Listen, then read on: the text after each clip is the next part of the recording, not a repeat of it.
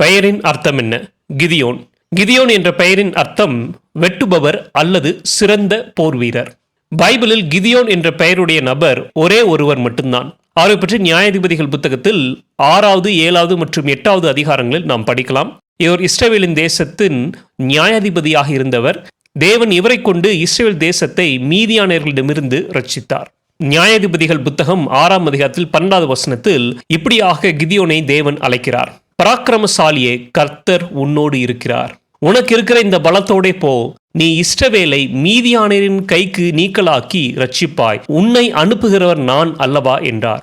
இன்னும் கிதியோன் எந்த ஒரு காரியத்தையும் செய்யவில்லை. ஆனால் இருந்தாலும் கிதியோனை பராக்கிரமசாலி என்று அழைக்கிறார். உனக்கு இருக்கிற பலத்தோடு நீ போ என்று சொல்கிறார். நான் உன்னோடு இருந்து உன்னை வல்லமையாக பயன்படுத்தப் போகிறேன். உன்னை கொண்டு இந்த தேசத்தை ரட்சிக்கப் போகிறேன் என்று வாக்குறுதி கொடுக்கிறார். தேவன் சொன்னதை நிறைவேற்றினார். வெறும் 300 போர் வீரர்களை கொண்டு கிதியோன் மீதியானியர்களை ஜெயித்தார், இஸ்ரவேலை ரட்சித்தார். தேவன் இந்த பெரிய காரியத்தை கிதியோன் மூலியமாக செய்தார். இன்றைக்கு தேவன் நமக்கும் மிகப்பெரிய அழைப்பை வைத்திருக்கிறார். நம்மையும் பராக்கிரமசாலியாக மாற்றுவதற்கு அவர் விருப்பமுள்ளவராக இருக்கிறார். நம்மை பார்த்து சொல்கிறார், உனக்கு இருக்கிற பலத்தோடு நீ போ.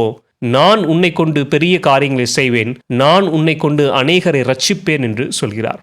அதனால நம்முடைய பலவீனங்களை பார்த்து, நம்முடைய இயலாமை பார்த்து நாம் துவண்டு போக தேவையில்லை. தேவனுக்கு நம்மை முழுமையாக ஒப்படைப்போம். தேவன் நம்மை பலப்படுத்தி அநேகருடைய ரட்சிப்புக்காக நம்மை வல்லமையாக பயன்படுத்துவார். ஆமேன்.